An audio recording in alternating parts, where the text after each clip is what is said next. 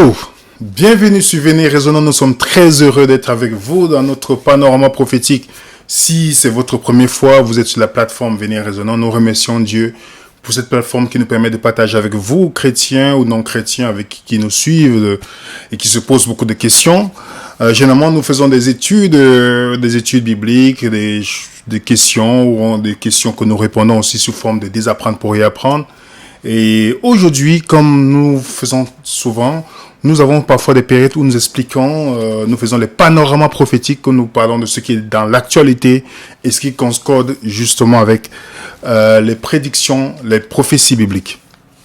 Donc nous sommes très heureux d'être avec vous. Salutations à tous ceux qui nous écrivent de l'île Maurice, La Réunion, l'Amérique du Nord, l'Amérique du Sud aussi, l'Afrique, l'Océanie. Vous êtes nombreux à nous envoyer des messages d'encouragement, du soutien.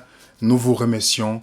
N'hésitez pas aussi, pour ceux qui ont posé la question, quand est-ce que nous allons commencer l'étude du livre d'Apocalypse? Vous avez la description de la vidéo. Vous regardez bien, même le premier commentaire Venez Résonnons qui est épinglé sous la vidéo. Vous allez voir Telegram.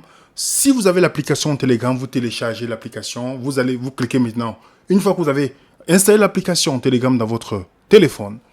Vous pouvez maintenant cliquer sur le lien pour pouvoir vous inscrire dans le groupe. Ainsi, vous allez avoir les documents, les anciens documents. Et comme Telegram permet de faire les directs, il y a parfois des sujets qu'on ne peut pas parler sur YouTube.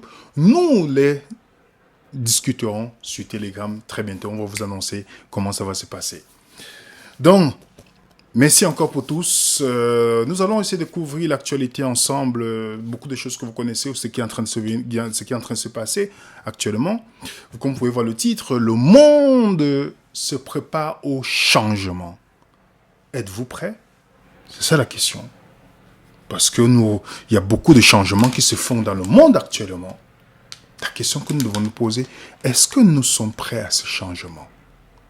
Est-ce que nous sommes en train de dormir, ronflé même, ou endormi par la musique de certains responsables religieux qui vous prônent la paix, qu'il n'y a rien qui se passe?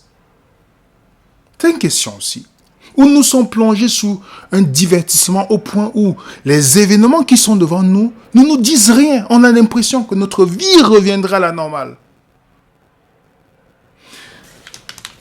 Je vous laisse d'abord écouter le discours du président français.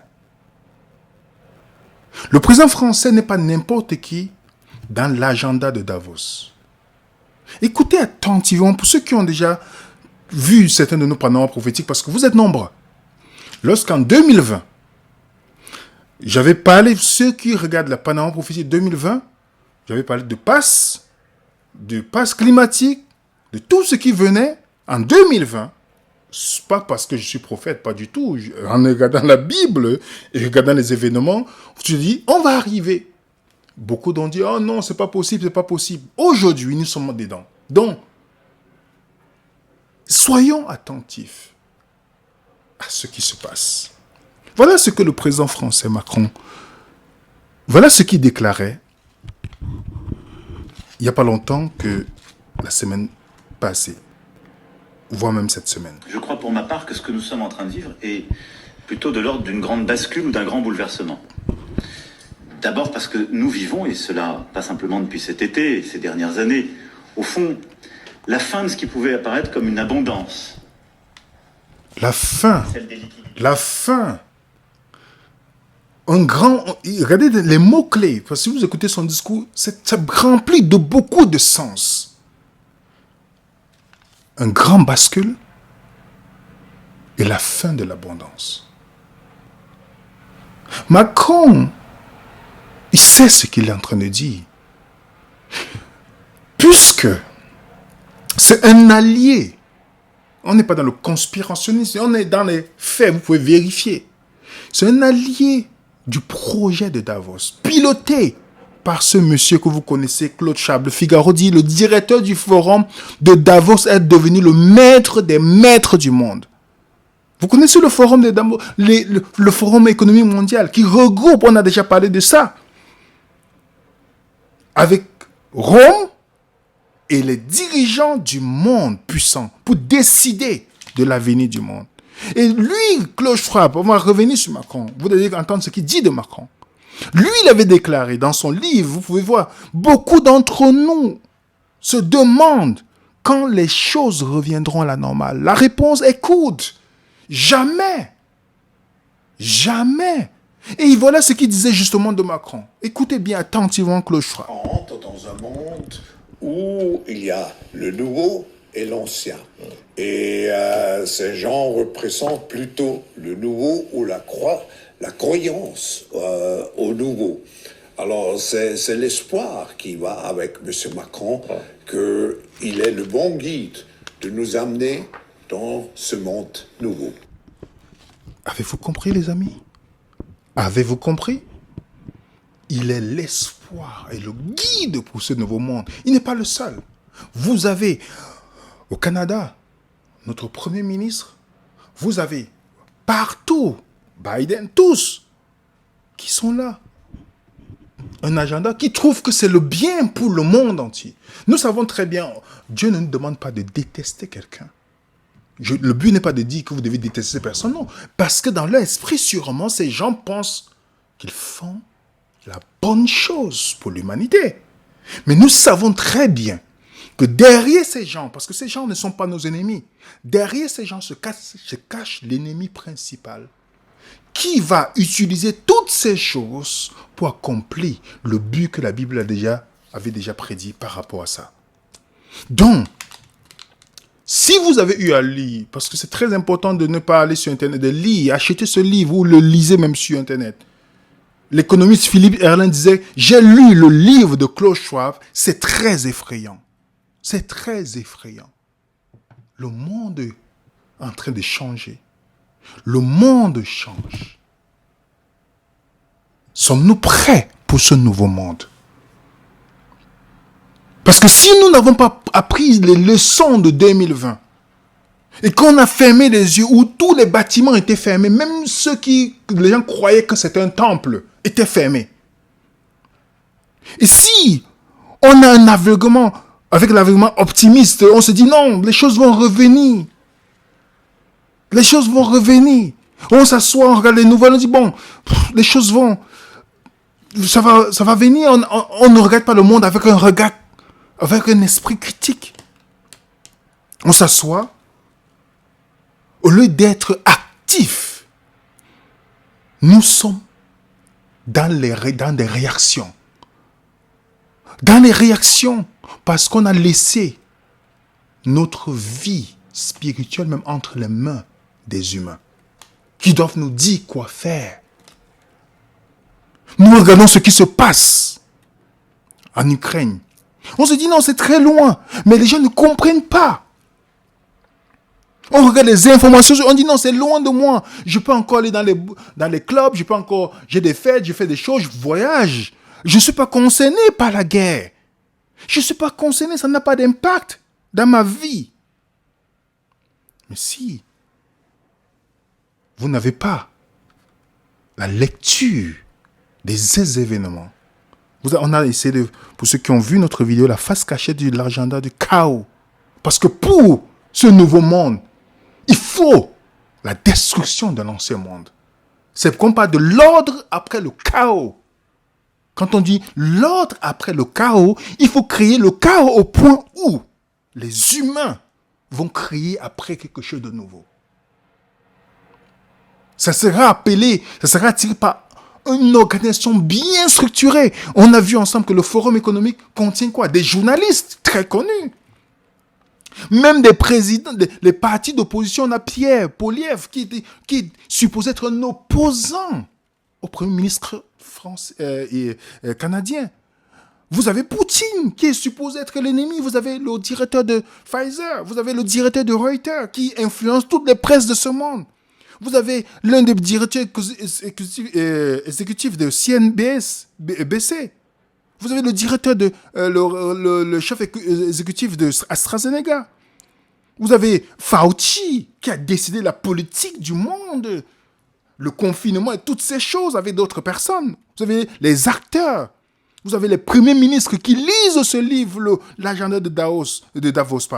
Vous avez le président ukrainien soi-disant avec un ennemi Poutine. Et le Klaus Schwab avait déclaré, nous les avons tous dans nos sacs, les politiciens, les médias, surtout les experts et les scientifiques. Donc nous ne pouvons pas. Nous devons nous poser la question, qu'est-ce qui se passe? La guerre en Ukraine, subitement le Covid a disparu. On nous a parlé de 8e, 20e, ça a disparu subitement.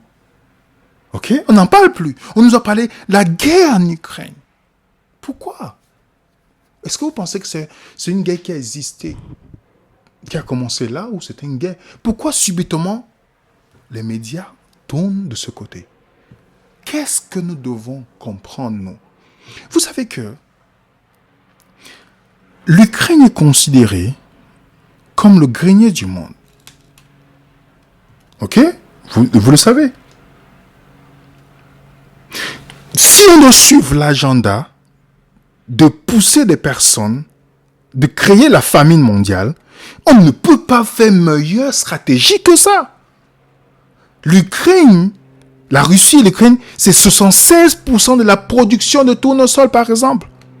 Pourquoi l'Ukraine est surnommée le grenier de l'Europe? Est-ce que vous voyez déjà, les amis? Vous voyez déjà que cette guerre est stratégique. Nous avons la Russie au niveau de l'énergie. Comment la Russie est-elle devenue le géant de l'énergie? L'Union européenne se prépare à un niveau difficile. Pourquoi? On a augmenté les prix de l'énergie, les amis. Ça veut dire que nous allons payer plus. Ok? On va utiliser justement, même les chauffages électriques d'appoint pourraient être interdits à cause du prix de l'électricité. Est-ce que l'électricité vient de l'Ukraine? Il faut se poser bien les questions. L'Europe se prépare à un hiver sans gaz russe. Et à cause de la montée des prix de l'électricité, beaucoup d'entreprises vont fermer. Même beaucoup de journaux dans le monde. Je vous retrace on retrace ce qui se passe et puis on va conclure avec la Bible. Électricité. Comment s'organisent les coupures en cas de besoin cet hiver? Comment s'organise? Remarquez bien, la presse nous prépare déjà. En Allemagne, on nous parle les 3 étapes du plan de gaz d'urgence d'Allemagne. 3 étapes. Au Royaume-Uni, prévoit des pannes d'électricité en janvier dans le plan d'énergie énergétique d'urgence. En France, un plan de 4 étapes de la sobriété au rationnement pour éviter les coupures généralisées. Il va falloir vivre avec le changement climatique et la France est loin d'être préparée. On parle de blackout.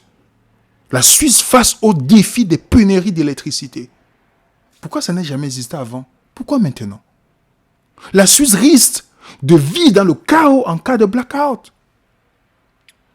Dans un journal RTS suisse, voilà ce que 2 journalistes voilà l'information qu'ils nous donnaient. Le scénario est en effet sur la table. Il s'agirait de la décision la plus drastique prise par le Conseil fédéral si en amont les mesures d'économie ou les contingentements ne suffisaient pas. Cette mesure, c'est ce qu'on appelle les délestages cycliques. Dans ce cas-là, sur ordre des autorités, les opérateurs électriques coupent le courant durant 4 heures dans le pays, puis on rallume durant 8 heures ou 4 heures seulement si ça ne suffit pas. Selon les experts, ce sont les mois de février-mars qui seront les plus critiques. Des coupures pour tout le monde, y compris pour les ménages? Absolument, tous les consommateurs seraient concernés. Fini donc le téléphone fixe, le four, les plaques de cuisson. Fini aussi la pompe à chaleur ou le chauffage de l'eau avec des chauffe-eau électriques. Bon, mais est-ce que la Suisse entière serait coupée d'électricité? Alors il existe des infrastructures essentielles qui seraient épargnées. On pense aux hôpitaux, aux services de secours et de sécurité ou encore au système d'approvisionnement en eau. Idem pour l'émission d'ondes radio et télévisuelles. Voilà pourquoi actuellement des discussions ont lieu pour définir les prestations qui doivent être absolument garanties pour la population. Ce délestage ne serait donc pas uniforme sur tout le territoire. Et les cantons, ils se préparent? Ils sont en train de s'organiser, oui, pour les différents cas de figure. Par exemple, dans le canton de Vaud, une source bien informée nous expliquait qu'une stratégie de résilience est en préparation en cas de coupure d'électricité et de pénurie de gaz. Les cantons, en tout cas, se parlent déjà entre eux. Il faut dire que les réseaux électriques sont interconnectés. Mais il y a une attente, c'est que ce soit la Confédération qui donne une ligne directrice. Et nous, Vous comprenez? qu'est-ce qu'on peut faire ? Est-ce que vous comprenez, les amis? L'électricité. Alors, qu'est-ce qui se passe? Qu'est-ce qui est en train de se passer dans le monde qui va impacter l'hiver? Puisque vous avez, par exemple, un responsable belge qui nous dit les 5 à 10 prochains hivers seront difficiles. Philippe Hélène nous répondait en disant au Premier ministre belge, les 5 à 10 prochaines années seront difficiles. Il dit, c'est du suicide programmé. Les dirigeants sont des traîtres. Les peuples doivent se réveiller. En principe, tout ce que vous voyez là, ce n'est pas parce qu'il y a un manque d'énergie. Il y a quelque chose qui fait partie de l'agenda. On va créer des situations pour arriver là. Même bientôt, comme on annonce en France, faut-il se laver tous les jours? Même bientôt, on aura des difficultés avec de l'eau. On suggère aux gens de ne même pas prendre de douche pendant un tel nombre de jours pour le climat. Vous avez maintenant de l'autre côté, par exemple en Angleterre, où on nous dit les millions de Britanniques risquent d'être coupés du système alors que l'argent liquide est éliminé progressivement dans 5 ans. Les campagnes craignent que des millions de personnes soient exclues du système financier après un avertissement selon lequel l'argent liquide pourrait être supprimé d'ici 2027. Vous pensez que là où vous vivez sera épargné si ça commence, si il y en a au Royaume-Uni? Vous avez déjà les entreprises qui ont commencé à dire nous ne voulons plus de cash. Vous payez maintenant sans cash, comme Starbucks. Vous avez en Suisse, l'argent liquide perd de son importance. OK? Et toute la guerre, vous voyez, tout en train de... C'est pourquoi je vous dis, dès la pandémie qui est venue dans le monde, qui était une opportunité, comme les responsables de Davos nous ont dit, que c'est une opportunité de réinventer le monde. Nous sommes dans ce monde-là. Et des choses que vous voyez là, c'est des prétextes qui vont nous amener dans ce monde directement. Oui. La famine, à cause de la guerre en Ukraine. La faim dans le monde, crise imminente. 4 fois plus de gens meurent de faim qu'en 2017. 4 fois plus de gens. Vous avez les sécheresses qu'on a dit pour le climat. Catastrophe, il y a eu les récoltes catastrophiques. Économistes nous avaient annoncé que la crise alimentaire sera catastrophe. On met maintenant tout cela sur le dos du réchauffement climatique, les amis. Oui. Et comme quoi, Agence Presse nous dit, par manque d'engrais de base, dont la Russie est un gros pourvoyeur, les prix alimentaires pourraient exploser l'an prochain, ainsi que la faim dans le monde à l'aide industrielle. Alors donc, on a le grenier du monde, l'Ukraine. On a de l'autre côté le grand fournisseur en engrais dans le monde. Est-ce que vous êtes étonné quand on va vous parler de la faim? Dites-moi. La famine qui va venir. Comme les gens ont toujours lu Matthieu 24 en pensant quand je dis pas de famine, ils pensent que c'est quelque chose qui va venir. Non, c'est créé par l'homme, inspiré par l'ennemi. Oui, les amis. L'ennemi a ses agents pour amener cela en place, pour mettre ça en place. Vous avez par exemple Walmart qui a refusé des millions de commandes juste pour dire on va faire les inventaires. Pourquoi? Pour créer la pénurie, les amis. Écoutez ce que Monsieur Leclerc, qui a des grands magasins en France, déclarait. La moitié des hausses demandées ne sont pas transparentes elles sont suspectes. Et d'ailleurs, j'aimerais bien que les députés, une fois qu'ils aient fini leurs négociations pour les représentations à l'Assemblée nationale ou au Sénat, j'aimerais bien que les députés ouvrent une commission d'enquête sur les origines de l'inflation, sur ce qui se passe sur le front des prix, depuis les transports et le marché des matières premières jusqu'aux consommateurs, parce que ça nous aiderait beaucoup d'avoir cette obligation de transparence, y compris devant la puissance publique. Vous demandez Oui. ce matin, Michel-Édouard Leclerc, une commission d'enquête sur vraiment l'origine suspecte, dites-vous, d'une partie de l'inflation. Est-ce que ça veut dire que vous considérez que si on regardait vraiment de plus près les causes de l'inflation, on réussirait à la réduire en quelque sorte, puisqu'on mettrait les différents acteurs devant leur responsabilité en disant bon, là, vous avez tenté d'augmenter vos marges, de spéculer, et ça n'est pas juste. Non, et vous voyez, ça concerne surtout les grandes entreprises internationales, des marchés internationaux. Vous pensez dites-nous, parce qu'on comprend. Quand vous voyez que tous les fournisseurs arrivent avec des factures de transport en augmentation de 15, 20, 30%, et notamment les prix des conteneurs qui ont augmenté de 30%.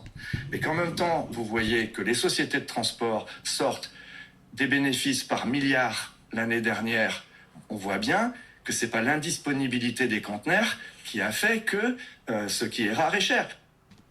Est-ce que vous comprenez? Il y a même une pétition qui est en train d'être lancée par Florent Philippot, non aux pénuries organisées. Vous comprenez? Donc l'inflation, il a déclaré dans son Twitter, l'inflation actuelle n'a rien à voir avec la guerre en Ukraine, mais avec la spéculation. Même Michel-Édouard Leclerc a dû l'avouer. Une petite caste s'en met plein les poches pendant que le peuple craint des révolutions arrivent. Donc, la famine, les amis. La famine. Ce n'est pas que quand les gens lisent Matthieu 24, on est en train d'arriver. Celui qui contrôle la nourriture contrôle les gens. Surtout dans une société où les gens mangent tout le temps. On vous une société de consommation. Alors, vous vous rappelez dans la Bible,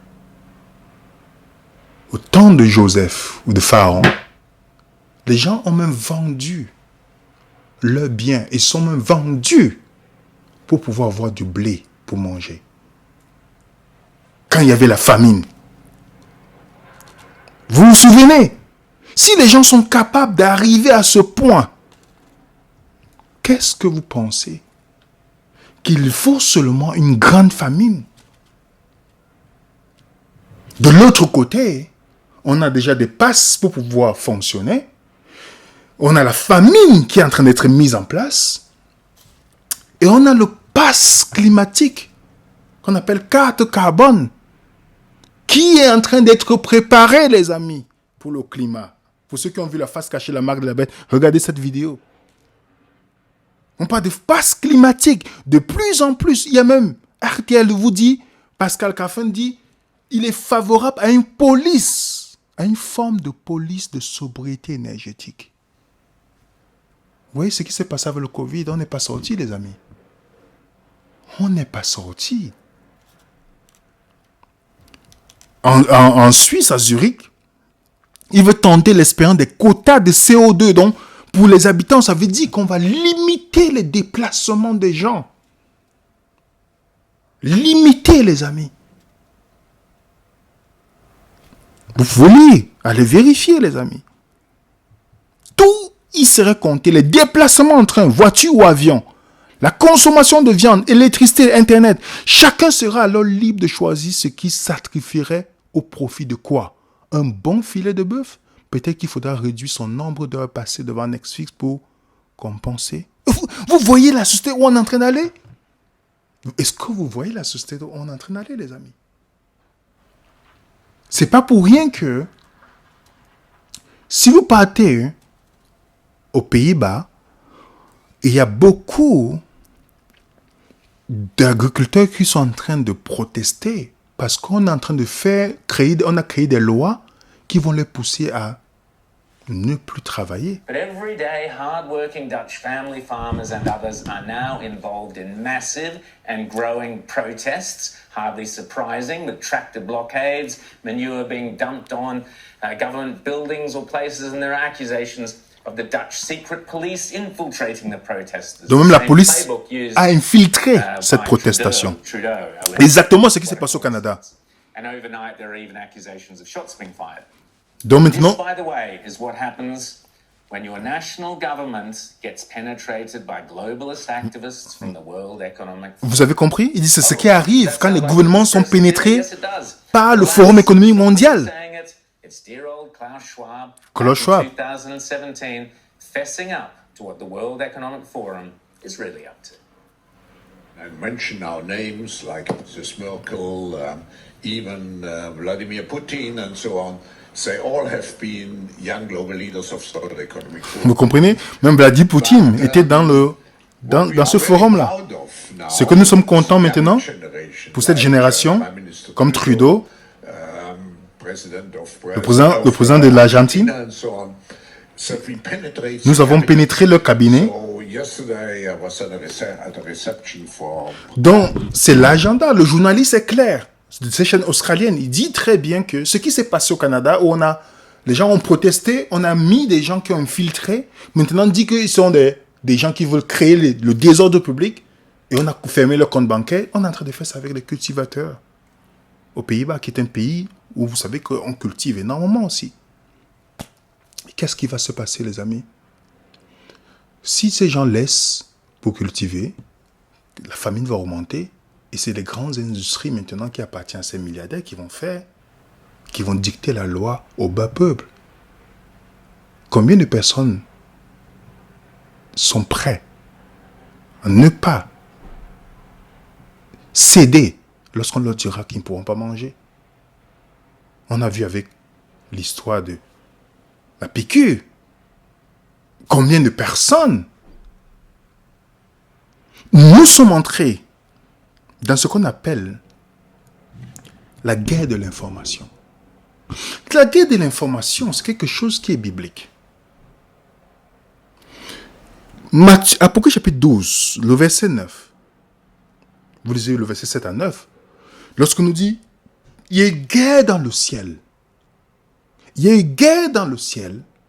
Le mot, on dit Satan et ses anges. La guerre, le mot qui est polémique, polémos, veut dire c'est une guerre d'information. L'ennemi en passant une mauvaise information sur Dieu. Alors, vous savez très bien que l'information, si vous contrôlez l'information, vous contrôlez les gens. De la même manière, si vous contrôlez l'appétit des gens, vous les contrôlez. Dans une société où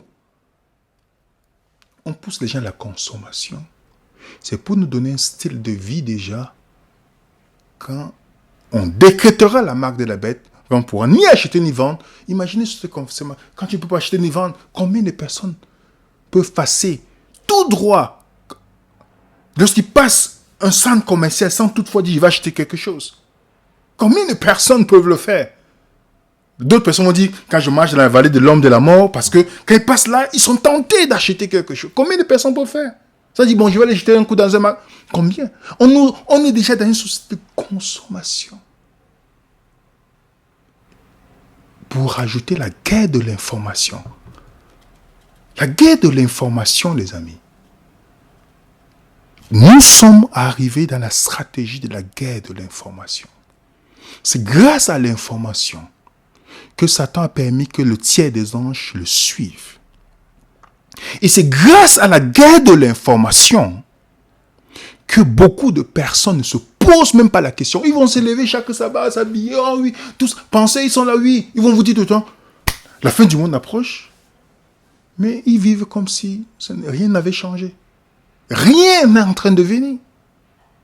Et écoutez, juste pour vous montrer la guerre de l'information, ce qui se passe sur la Terre actuellement, voici Julian Assange, qui est mis en prison parce qu'il a un lanceur d'alerte. Il a exposé les gens qui font les paradis fiscaux et toutes ces choses-là. Il est en prison jusqu'aujourd'hui. Les gens, les mêmes présidents qui vous parlent de la liberté d'expression, l'ont mis en prison. Il n'a pas tué quelqu'un. Il n'est ni pédophile, ni rien du tout, mais il est en prison. Voilà ce qu'il disait par rapport aux gays. One of the hopeful things that I've discovered is that nearly every war that has started in the past 50 years has been a result of media lies. The media could have stopped it if they had searched deep enough, if they hadn't reprinted government propaganda, they could have stopped it. But what does that mean? Well, that means basically populations don't like wars. And populations have to be fooled into wars. Populations don't willingly and with open eyes go into a war. So if we have a good media environment, then we'll also have a peaceful environment. But our number one enemy is ignorance. And I believe that is the number one enemy of everyone, is not understanding what is actually going on in the world. It's only when you start to understand that you can make effective decisions and effective plans. Now, the question is, who is promoting ignorance? Well, those organisations that try to keep things secret, and those organisations which distort true information to make it false, misrepresentative. In this latter category, it is bad media. It really is my opinion that the media in general are so bad, we would have to question whether the world wouldn't be better off without them altogether. There's some very, very fine journalists, and we work with many of them, and some fine media organisations, but the vast majority are awful and are so distortive to how the world actually is. The result is we see wars and we see corrupt governments continue on. Vous avez compris? Et Charles Gave aussi disait quelque chose de très Je n'ai intéressant. jamais vu aux États-Unis et en France une classe journalistique tellement vendue au pouvoir. Parce que quand j'étais gamin, aux États-Unis, les journaux, les télévisions, les radios étaient détenus par 450 ou 500 familles qui avaient des fiefs locaux, et puis je vous assure que ça y allait entre les... Aujourd'hui, c'est détenu par 5 grands groupes. General Electric, on les connaît tous. Walt Disney, eh bien aujourd'hui c'est la même chose en France, la presse est détenue par 4 ou 5 grands groupes, et vous n'avez plus de concurrence dans l'information. Et je suis persuadé qu'il doit y avoir un petit papier qui sort, je sais pas d'où, chaque matin, en disant voilà ce que vous allez dire aux nouvelles aujourd'hui, parce que vous prenez BFM TV, vous prenez TF1, vous prenez France 2, ou je sais pas, il y a le même déroulé des mêmes informations qui vous sont données en même temps. Ça n'est pas possible. Normalement, une conférence de rédaction devrait dire on va parler de ça plutôt que de ça. Or, ils parlent tous en même temps de la même chose. Dans les années 90, il y a eu une grande réunion en Europe qui a décidé que ça servait à rien d'éduquer 80% des gens. Qu'il fallait en faire des crétins. Et c'est officiel, ça a été c'était à Lisbonne, ça a été dans le traité. Et qu'il fallait se débrouiller pour avoir une élite de 20%. Mais Ça, c'est officiel, ça? c'est officiel. Mais ça sort d'où? Ben vous avez qu'à lire Brigelli. Il l'a dit, il cite le texte, il cite tout. Donc, on a décidé de faire de la France une nation de crétins. Et on y est arrivé.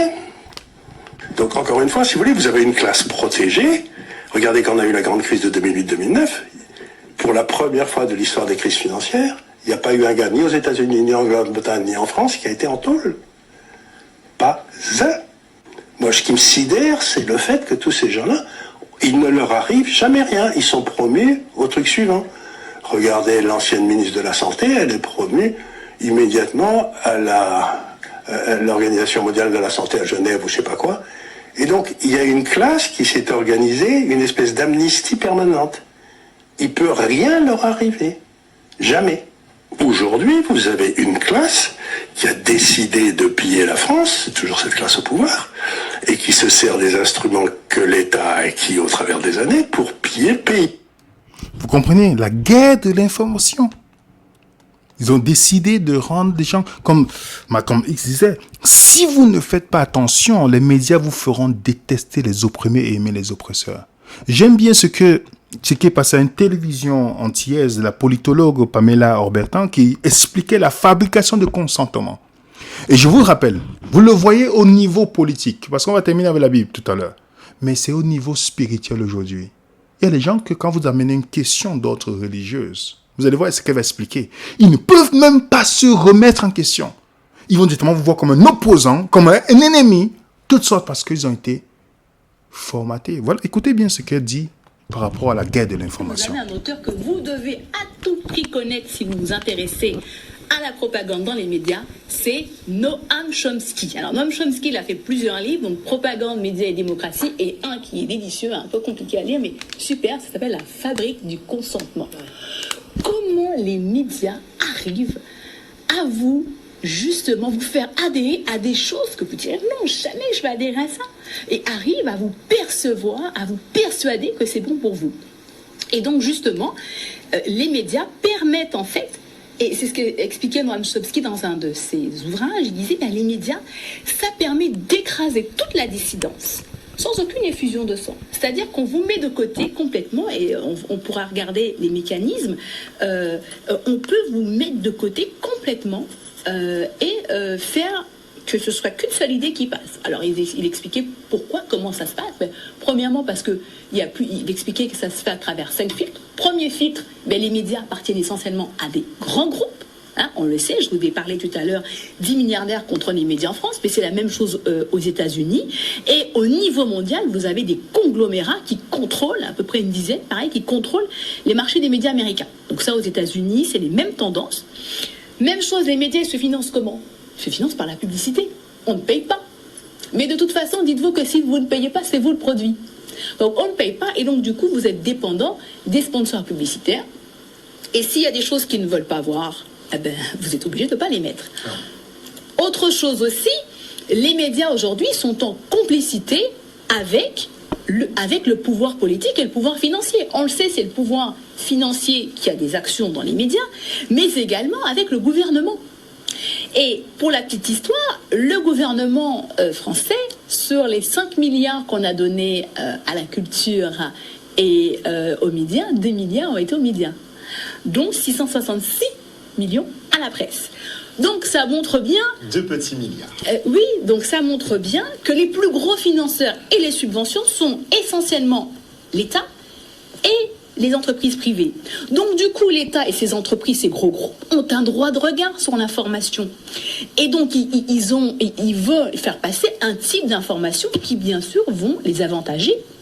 Et également, donc là on arrive à notre 4e filtre. Le 4e filtre, c'est le contre-feu. Chaque fois que vous allez avoir une personne qui déroge au discours dominant, systématiquement, cette personne, on va la mettre de côté. Alors, soit on ne va pas l'inviter, ou sinon on va enchaîner ce qu'on appelle développer la machine punitive. Donc, on ne va pas l'inviter, on va la traiter de tous les noms, on va dire qu'elle n'est pas sérieuse, on va la discréditer, on va chercher une petite histoire. C'est le cas... On l'a vu du professeur Perron, c'est le cas de Didier Raoult. Alors tous ces grands scientifiques ont été complètement discrédités parce qu'ils n'allaient pas dans le sens de la doxa.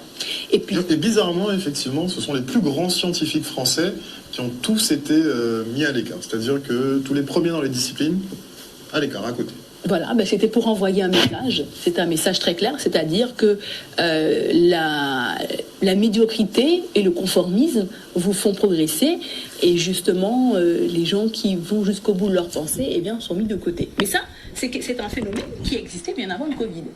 Il faut le savoir, même quand on parlait du terrorisme ou des attentats de 2011, toutes les personnes qui ont avis à des avis critiques, notamment aux États-Unis, avaient été mis complètement de côté. Donc c'est pas quelque chose de nouveau. C'était des complotistes. Voilà. Ceux qui avaient des thèses différentes, c'était des complotistes. C'est pas quelque chose de nouveau. C'est-à-dire que ça existait depuis, et le Covid, en fait, a simplement révélé ce qui existait depuis. Et puis aussi, il y a toujours besoin, et bien c'est ça, on a toujours besoin d'un ennemi commun pour fabriquer le consentement. Donc c'était les terroristes, les vilains terroristes, les vilains chinois, les vilains russes. On a cristallisé sur Ben Laden pendant une décennie. Voilà, et là maintenant, ça permet de canaliser l'opinion publique, et ça agit en filtre, comme c'était les communistes.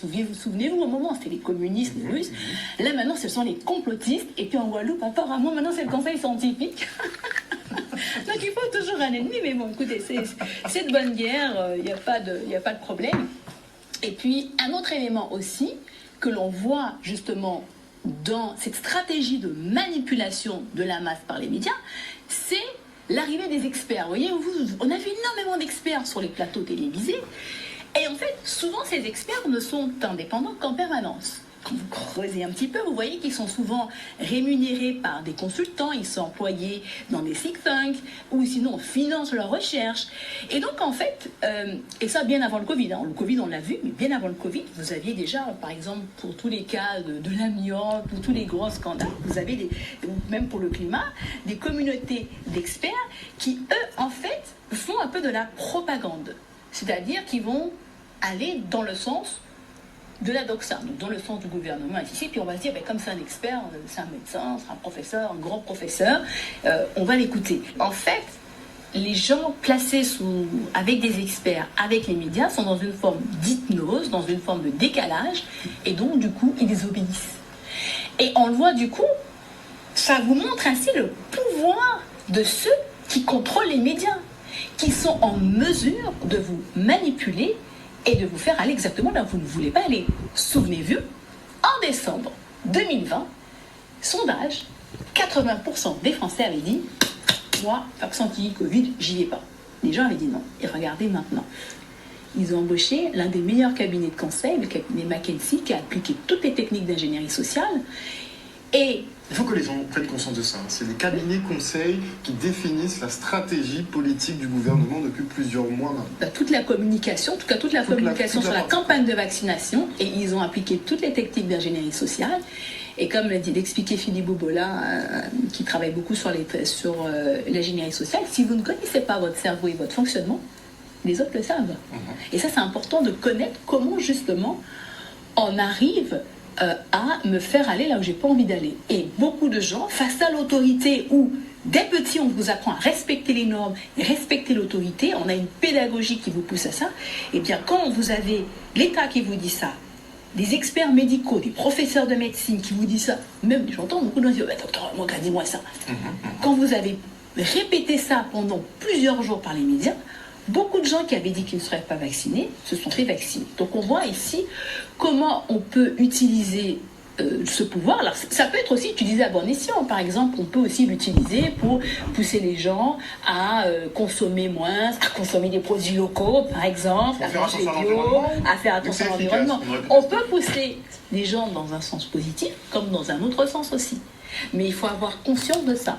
Et c'est pour ça que Noam Chomsky disait qu'aujourd'hui, les médias ne font plus toujours leur travail d'information dans certains domaines, et ils participent à une forme de désinformation de la population. Et il expliquait dans son ouvrage dans les années 80-90 que c'était un grave danger pour la démocratie, surtout qu'on était dans des démocraties qu'on peut qualifier de basse intensité, parce que vous avez une collusion très forte entre les acteurs privés et les acteurs financiers. Un peu trop forte, un peu trop étroite cette collision. Voilà. Là, elle est prégnante là maintenant. Donc, Est-ce que vous avez compris, les amis? C'est clair. La guerre de l'information. Vous ne voyez, elle a bien expliqué, c'est l'autorité. Il y a des gens qu'on a présentés, la dîme et d'autres choses. Combien de menaces on a reçues?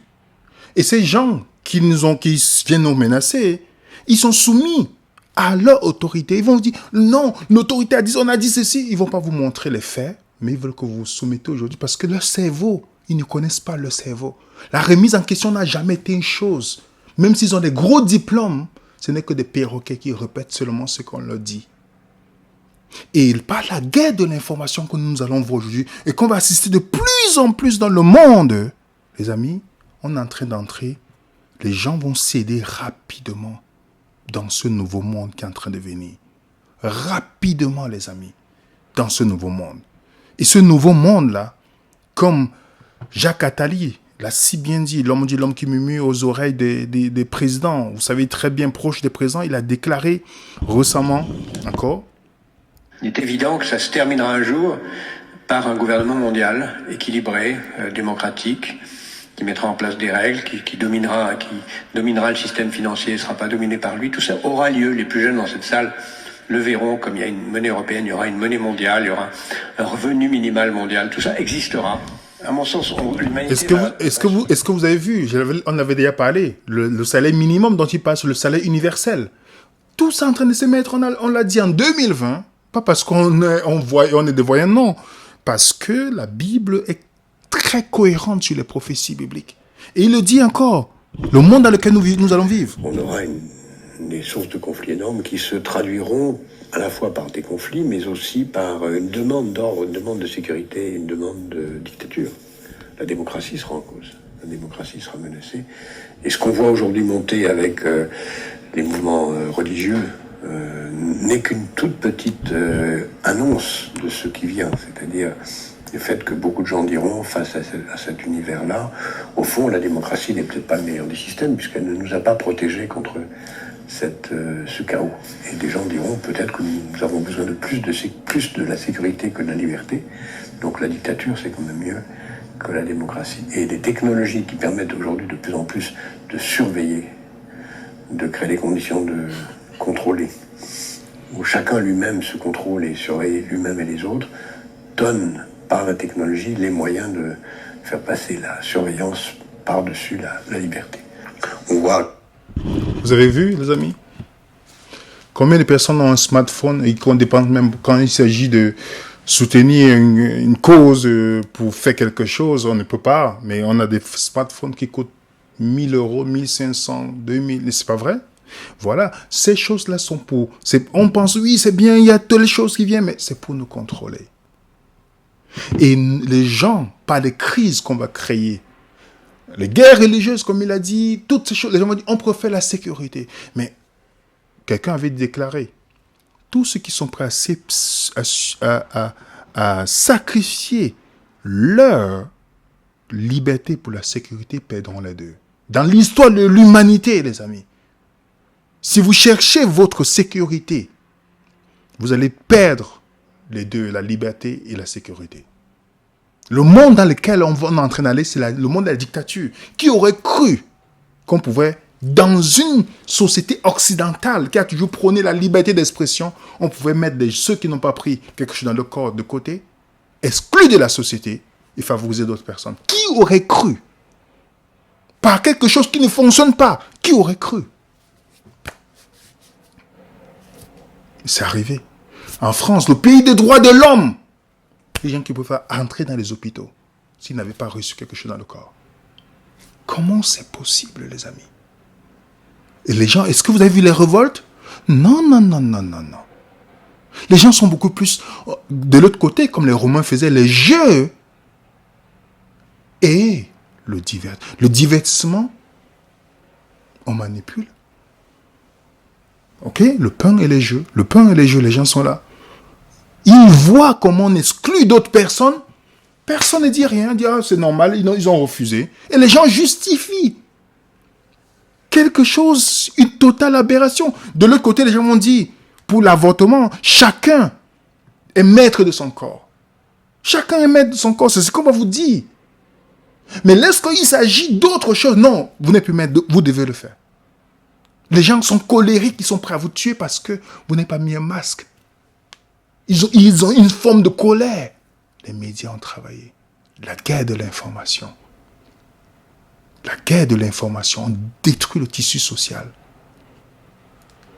Ceux qui s'opposent, comme dans les églises, dans les dénominations, quand vous vous opposez à la hiérarchie pyramidale, on va commencer à inventer des histoires, faites tout pour vous détruire, faites toutes ces choses. C'est la même chose qu'on a faite avec toutes les personnes qui se sont toujours opposées au cours de l'histoire et jusqu'à aujourd'hui. Nous avançons petit à petit. Par quand les disciples ont posé la question à Jésus, dans Matthieu 24, ils ont dit à Jésus, dites-nous quand ces choses arriveront. Quel sera le signe de ton avènement et la fin du monde? Parce que la fin du monde, c'était une question que les disciples aussi avaient dans leur esprit, parce que Jésus leur parle de la destruction du temple. C'est pas dans la tête du juif dans cette période-là, le temple, s'il est détruit, c'est la fin du monde. C'est la fin du monde. Donc, il veut savoir les signes. Les signes. Jésus le dit, vous entendrez parler de guerre et de bruit de guerre. Est-ce qu'on n'est pas dedans là? Est-ce qu'il n'y a pas de guerre? Ça n'a pas toujours existé de guerre? Écoutez bien. Prenez garde de ne pas vous troubler, car il faut que ces choses arrivent. Mais, vous savez, quand on dit le mais, ça veut dire que ça annule tout ce qui est venu avant. Mais ce ne sera pas encore la fin. Donc toutes ces choses-là qui vont se multiplier, pour nous, ce n'est pas encore la fin, les amis. Ce n'est pas encore la fin. Jésus dit, va plus loin. Il dit, une autre nation se lèvera contre une autre nation. Mais, ce ne sera qu'un commencement de douleur. Vous comprenez, mes amis? Ce sera qu'un commencement de douleur.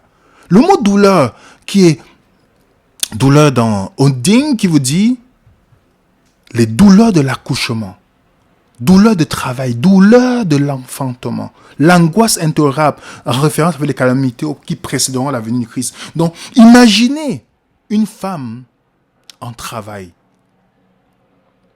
C'est un peu que cette comparaison que Jésus est en train de donner ici.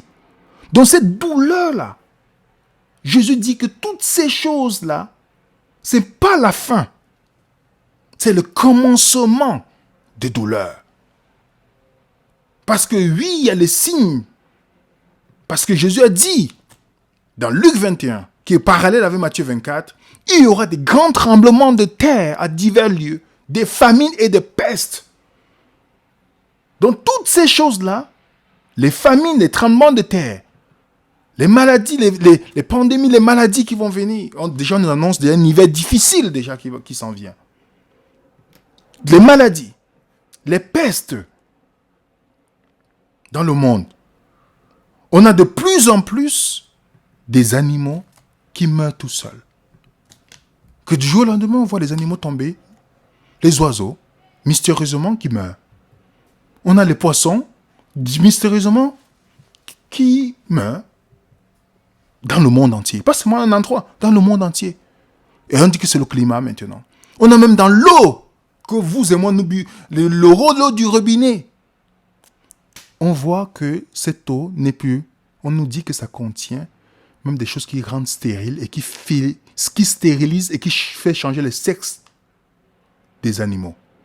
Qu'est-ce que ça nous dit? Lisez le livre. Je dis à nos chers parents qui nous regardent, si vous pouvez seulement acheter ce livre, Le grand désordre hormonal, vous comprendrez pourquoi certains enfants décident de changer d'orientation. Vous comprendrez beaucoup de choses qu'on nous fait manger ou boire. Est-ce que c'est intentionnel? Dieu se sait.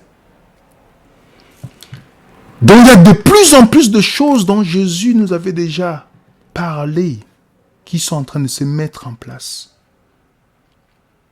Cette prophétie qui nous parle Osée qui nous parle que même les bêtes, avec les bêtes des champs, les oiseaux du ciel, même les poissons de la mer disparaîtront.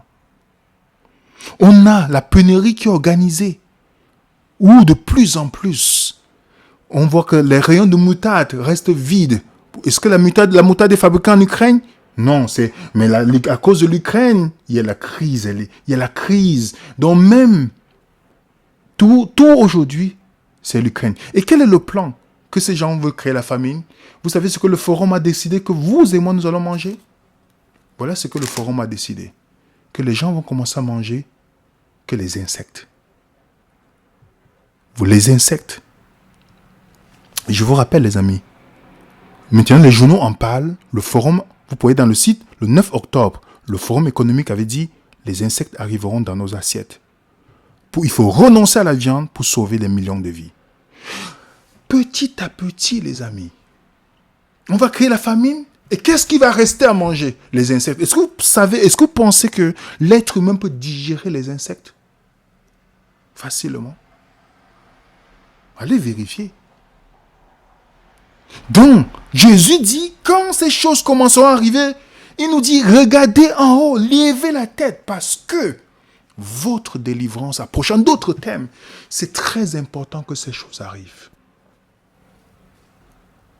Ça ne doit pas s'arrêter. C'est très important que toutes ces choses se mettent en place. Sinon, Jésus ne reviendrait pas. Il faut que ces signes arrivent. Il faut que toutes ces choses dont il a parlé arrivent. Donc, nous ne devons pas regarder ça d'une manière tragique en disant « Oh, c'est dommage. Non, pourquoi ?» Nous devons plutôt dire « À moins que notre trésor est sur la terre. » À moins que notre cœur soit rattaché encore comme la femme de Lot. Dieu n'est pas contre qu'on soit riche ou quoi que ce soit. Mais si ma vie, mes pensées sont sur l'accumulation des choses de ce monde, le ciel devient comme une science-fiction pour moi. Les promesses de Dieu deviennent comme une science-fiction. Parce que j'ai de grands biens. Et j'en suis dépendant. Ok? Et Paul le dit, quand les hommes diront paix et sûreté. Donc quand ils vont dire, non, on va chercher, maintenant c'est la paix, on va chercher votre paix, votre sécurité. Avant, on nous parlait de liberté, aujourd'hui, le monde a changé. Pour ton bien, pour ta sécurité, on doit limiter ta liberté. Lorsque le monde est en train de... Ça veut dire qu'on nous dit bien, la ruine soudaine les surprendra. Donc, on est en train de se rapprocher plus près. Et Jésus a prévu, Matthieu 10, 23, quand on vous persécutera dans une ville, fuyez dans une autre. Je vous le dis, quand on vous persécutera, ça veut dire que le chrétien ne peut pas vivre dans le sens que je vais rester ici pour toujours. Il y a des gens que, lors du Covid, qui a commencé, ils ont vendu la maison, ils ont dit, moi je m'en vais aux Antilles, je m'en vais à tel endroit. Ils n'ont même pas demandé, Dieu, est-ce que tu veux que j'aille où est-ce que tu penses que je serai efficace pour toi? Ce n'est pas ça la question. C'est où est-ce que je serai en sécurité? Est-ce que vous savez que vous pouvez être en sécurité, même en Syrie, même dans un endroit où il y a plein de guerres, il y a la guerre, si Dieu veut que vous soyez là-bas? Les gens ont été dans la réaction émotionnelle. Et non comme des personnes qui sont des voyageurs sur la terre. Comme des personnes qui sont comme étrangers voyageurs sur la terre. Un étranger voyageur sur la terre. Quand vous partez en voyage, vous ne partez pas avec tous vos biens. Vous partez, vous savez que vous êtes de passage. Vous avez que l'essentiel. Alors Dieu, où est-ce que tu veux que... Est-ce que ce sera que je rentre aux Antilles ou pas? Ou il y a un autre endroit où tu veux que je sois pour que je sois efficace pour toi? Voilà celui qui est dans l'action, pas dans la réaction. Ok? Donc même si on voit la personne dans un endroit, on doit se demander, Seigneur, où est-ce que tu veux que j'aille? Comment je veux me préparer dans ce monde qui vient?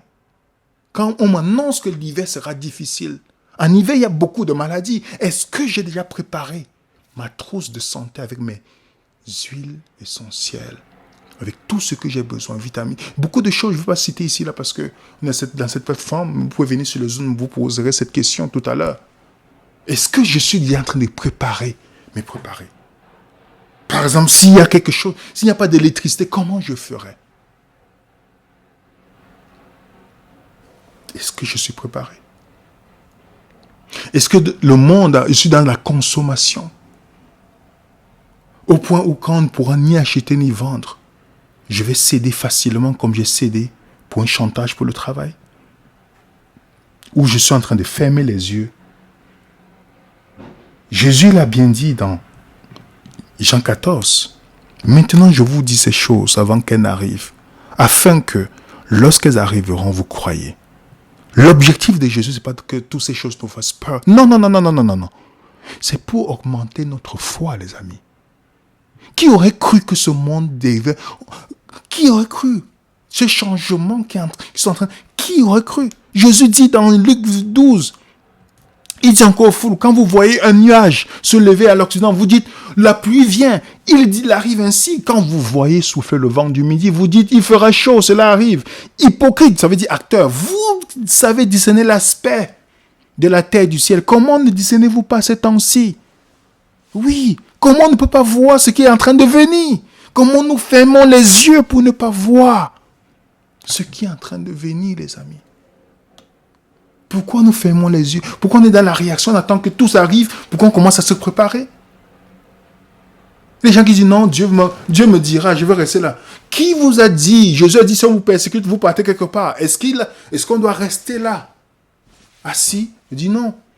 Ça va, Dieu me dira à ce moment-là. Donc, mes brebis entendent ma voix. C'est seulement à ce moment-là que vous allez demander à Dieu. Quand il s'agit de prendre des décisions de nos vies, on n'a pas demandé à Dieu. Maintenant, on dit, Dieu va me dire à ce moment-là. Soyons cohérents quand même quand on dit certaines choses. C'est lui qui persévérera jusqu'à la fin. Il parle avant de dire, il y a la souffrance qui vient. Donc, ne me dis pas que là, on va rester seulement assis là, ou il me demande de nous préparer. Dites non. Combien de paraboles Jésus a donné lorsqu'il a parlé de la préparation des croyants et non les signes dans Matthieu 24? Il a donné combien de paraboles? Plusieurs paraboles. La plupart des paraboles, c'était sur la préparation. Les 10 vierges. C'était pas la préparation. Matthieu 24, 45 à partir du verset 45. Les 2 serviteurs. C'était pas sur la préparation? Et on va s'asseoir. Pourtant, il a plus insisté, quand les disciples ont posé la question sur les signes des temps, il a plus insisté sur la préparation que sur les signes des temps. Parce que sur les signes, il a dit ce n'est que le commencement. Et puis il a donné les préparations. Parce que pour Jésus, Jésus dit, ce que je crains, mon enfant, ce n'est pas les signes. Ma crainte, c'est que je peur que tu ne sois pas prêt quand je vais venir. Donc l'insistance de Jésus, c'est sur la préparation. Oui, la préparation. Que les signes. C'est pourquoi il dit, prenez garde de ne pas vous troubler. Ce ne sera pas encore la fin. Quand toute chose arrive, ce n'est pas encore la fin. Prenez garde de ne pas être troublé. Parce que celui qui sait Dieu n'est pas troublé par ces choses. Parce qu'il est dans la préparation. Il n'a pas attendu le Covid pour se préparer. Préparation spirituelle, personnelle. Est-ce que je suis prêt? Est-ce que je suis prêt si on me traîne devant les tribunaux pour dire il est écrit? Ou si quelqu'un me dit pourquoi je suis chrétien, je peux lui répondre, Bible à main. Je ne veux pas dire mon pasteur ou telle personne. Il y a quelqu'un qui nous a qui critique. Moi, quand on lui pose la question bibliquement, il ne peut même pas répondre. Il dit que c'est dommage pour toi. C'est dommage. Tu es chrétien depuis tant d'années. Tu ne peux même pas me donner un verset biblique qui dit pourquoi tu crois à telle chose. Qu'est-ce qui va arriver? Et vous pensez que c'est quelqu'un qui est prêt? Si quelqu'un ne peut pas vivre sa vie chrétienne, personnelle, sa relation personnelle avec Dieu, il y a un problème. Il y a un problème. Jésus dit, gardez-vous d'être troublé. Un enfant de Dieu n'est pas troublé par ça. Il est déjà dans la préparation avant le Covid. Puisqu'il est ce serviteur qui sait que son maître va venir, il est en train de donner la nourriture. Matthieu 24 dit, le serviteur, Jésus le trouvera actif. Lisez Luc 19, lorsqu'il dit qu'il parle des dons qu'il va donner. Et vous lisez Matthieu 24, à partir du verset 45. Les serviteurs que Jésus vient trouver, ils sont dans l'action. Il dit, heureux ce serviteur, que son maître viendra le trouver en faisant ainsi. Qu'est-ce qu'il fait? Il donne la nourriture de la saison. En anglais, il dit in due season, la nourriture de la saison. Les gens qui ne peuvent même pas donner la nourriture de la saison. Depuis des années qu'ils sont croyants, ils sont encore dans le lait spirituel. Ah, Jésus t'aime. Oh, alléluia, je vais chanter la louange émotionnelle. Tout est dans l'émotion. Et on dit qu'on est prêt pour le monde qui est en train de venir. Pas du tout. Celui qui est prêt, le Proverbe 1:33 nous dit, mais celui qui m'écoute habitera en sécurité et sera tranquille sans crainte du mal. Oui, les amis, le monde est en train de changer. Mais nous ne pouvons pas être dans les mêmes réactions que ceux du monde, qui attendent pour subir. Le croyant est un mort. En fait, s'il est vraiment mort, quand il dit mort, ce n'est pas mort physique nécessairement. Jésus l'a dit. Celui qui veut me suivre porte sa croix. Il n'a pas dit de mettre la croix au cou. Les gens pensent que c'est mettant une croix au cou, ça va les protéger contre les démons. Ça, c'est ce qu'ils ont vu dans les films. On les a préparés mentalement, mais Satan rit si vous mettez votre croix devant lui. Votre croix en or ou en diamant, c'est pas, peu importe, ça ne représente rien pour lui. Il a dit, celui qui porte sa croix. Porter la croix, c'est pas pour aller en vacances avec, c'est pour mourir. Donc en fait, qu'est-ce qu'on peut faire à un mort? Il réagit, il n'est pas dans la réaction. Paul dit dans Galates 2, simplement, c'est Christ qui vient en moi. Qu'est-ce que Christ ferait à ce moment? Jésus l'a dit. Il est venu sur la terre pour glorifier son Père. Il a donné la même mission à ses disciples. Donc la mission de celui qui sait que le monde est en train de changer. Il sait déjà qu'il y a les choses que je ne peux pas faire. Il y a les plans de carrière que je ne peux plus faire. Que je pouvais faire même avant. Mais que maintenant, je ne peux plus. Oui. Il y a des choses que je ne peux plus faire. J'avais telle ambition pour ça, mais je ne peux plus le faire parce qu'on vit un temps différent. Il y a un temps pour toutes choses. Le temps dans lequel nous vivons, c'est un temps où le changement est irréversible. Là, on n'est plus dans les trucs où il y avait les petites crises, tout ça. On est en train d'entrer dans une phase prophétique et claire bibliquement qui se place devant nous. Donc, nos choix de vie, où nous allons vivre, manger, s'habiller, nos choix vont complètement changer. Même nos carrières, pour ceux qui en ont, va changer. Tout ça va changer, les amis. Ça veut dire que celui qui prend des décisions maintenant ne prend plus les décisions selon ses pensées. Non, c'est le moment de consulter plus que jamais Dieu. Parce que nous sommes des étrangers et des voyageurs sur la terre. Quand vous êtes en voyage, vous n'achetez pas une maison. Vous la louez. Vous louez une voiture. Parce que vous savez que vous êtes de passage. Si vous étudiez l'expression « Pourquoi est-ce qu'on attribue le chrétien aux voyageurs et aux étrangers sur la terre ?» Beaucoup d'entre nous comprendront pourquoi la Bible nous dit que nous sommes tous des sacrificateurs. Après chapitre 1, verset 5 à 6, après chapitre 5, verset 10, que nous sommes sacrificateurs. Regardez pourquoi les sacrificateurs dans la Bible, ne devaient rien posséder. Peut-être ils avaient quelque chose, mais ils devaient vivre comme s'ils n'en avaient pas. Parce que leur héritage, c'était l'Éternel. Et vous comprenez pourquoi la Bible dit qu'on est des sacrificateurs? Que Dieu puisse nous aider à méditer là-dessus. Pour ce monde, il y a des choses qu'on peut partager avec vous, mais on sait que ça va être signalé ou quoi que ce soit. Donc bientôt, nous allons commencer à partager certaines choses claires et nettes sur certaines informations qu'on ne veut pas que YouTube attaque dans notre groupe Signal, que vous voyez juste là en bas. On se retrouve tout à l'heure sur notre Zoom et nous vous saluons tous et nous vous disons bonne soirée à tous, bon après-midi à d'autres. Voici notre adresse email si vous voulez nous contacter. Que la paix du Seigneur soit avec vous. Nous vous souhaitons un bon après-midi, bonne journée pour certains. Et à très bientôt sur Vénère.